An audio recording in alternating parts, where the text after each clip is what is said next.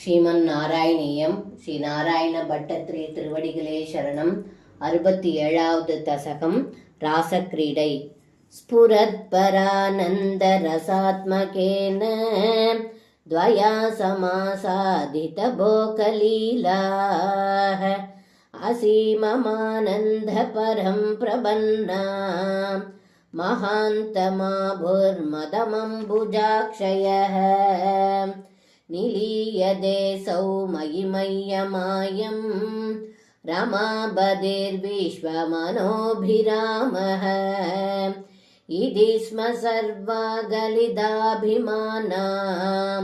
நிரீஷ்ய கோவிந்ததிரோகிதோ பூः ராதாபிதாம் தாவத ஜாதகர்வாம் மதிப்ரியாம் கோபவதும் முராரே பவானுபாதாய கதோ விதூரம் தயாசகஸ்வைரவிஹாரகாரி திரோஹிதே தத்வயி ஜாததாபாம் சமம் சமேதா கமலாயதாக்ஷயः வனே வனே த்வாம் பரிமார்கயந்த்யோ விஷாதமாபுர்பகவன்னபாரம் ஆசூதஹ சம்பககர்ணிகார ஆமல்லிகே மாலதி பாலவல்யः கிம் வீஷிதோ நோ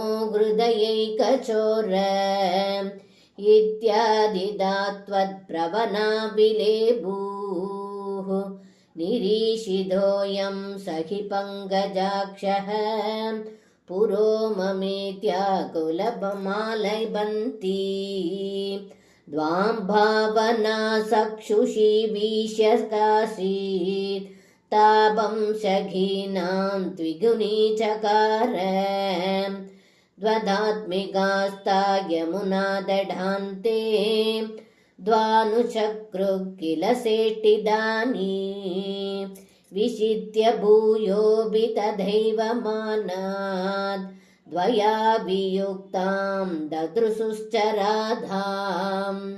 ததः சமம் தா விபினேஷமந்தாத் தமோவதாராவதிமார்கயந்த்யः புனர்விமிஷ்ரா யமுனா தடாந்தே ப்ருசம் விலேபுश्च ஜகுர்குணாம்ஸ்தே ததா व्यदाशङ्गुलमानसानां व्रजाङ्गनानां करुणैकसिन्धो जगत्त्रयी मोहनमोहनात्मा त्वं प्रादुरासीरयि मन्दहासी सन्दिग्धसन्दर्शनमात्मघान्तं त्वां विशदन्व्यः सहसा तदानीं किं किं न चक्रुप्रमदाति भारान् सत्वं गदात् बालय मारुदेश. सर्वं कृष्णार्पणं. श्री गुरुवायूरप्पन तिरुवडिगले शरणम्.